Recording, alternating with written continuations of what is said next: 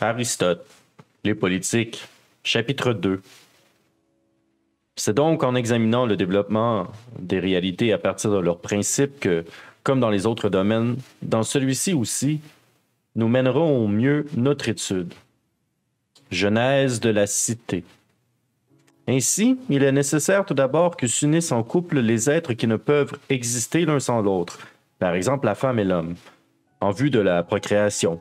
Et il ne s'agit pas d'un choix réfléchi, mais comme aussi pour les autres animaux et les plantes, d'une tendance naturelle à laisser après soi un autre semblable à soi.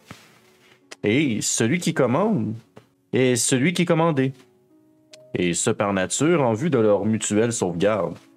En effet, être capable de prévoir par la pensée, c'est être par nature apte à commander, c'est-à-dire être maître par nature, alors qu'être capable d'exécuter physiquement ses tâches, c'est être destiné à être commandé, c'est-à-dire être esclave par nature.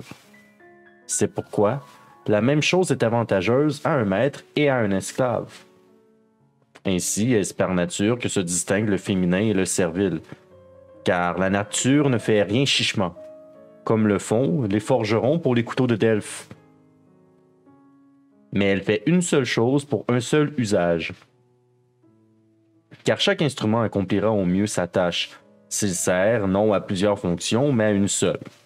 Chez les barbares, pourtant, la femme et l'esclave ont le même rang. La cause en est qu'ils n'ont pas la faculté naturelle de commander, mais il s'établit entre eux l'association d'une esclave et d'un esclave. C'est pourquoi, au dire des poètes, aux barbares, il convient que les Hellènes commandent. Comme si par nature c'était la même chose qu'un barbare et un esclave. Ces deux communautés constituent la famille première, et c'est à juste titre qu'Hésiode a dit dans son poème « D'abord une maison, une femme, un bœuf de labour ». Car le bœuf tient lieu de serviteur aux pauvres.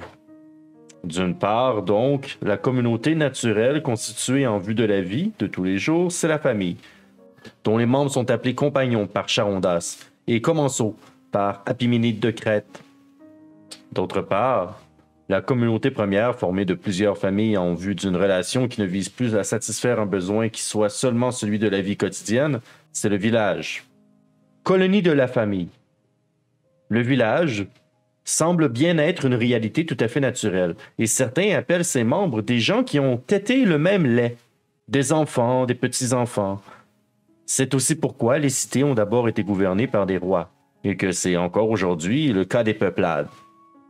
Elles se font en effet constituer de gens soumis à un roi, car toute famille est régie par le plus âgé, de sorte que les colonies de famille le sont aussi du fait de la parenté de leurs membres, et c'est ce que dit Homère. Chacun fait la loi pour ses enfants et ses femmes, car les gens en question étaient dispersés. C'est ainsi que l'on vivait autrefois, et des dieux, eux aussi, tous les hommes prétendent qu'ils sont soumis à un roi, parce que certains d'entre eux sont encore aujourd'hui soumis à des rois et que les autres l'ont été jadis. Et de même que les hommes se les ressentent à leur image. De même suppose-t-il aux dieux une vie comparable à la leur.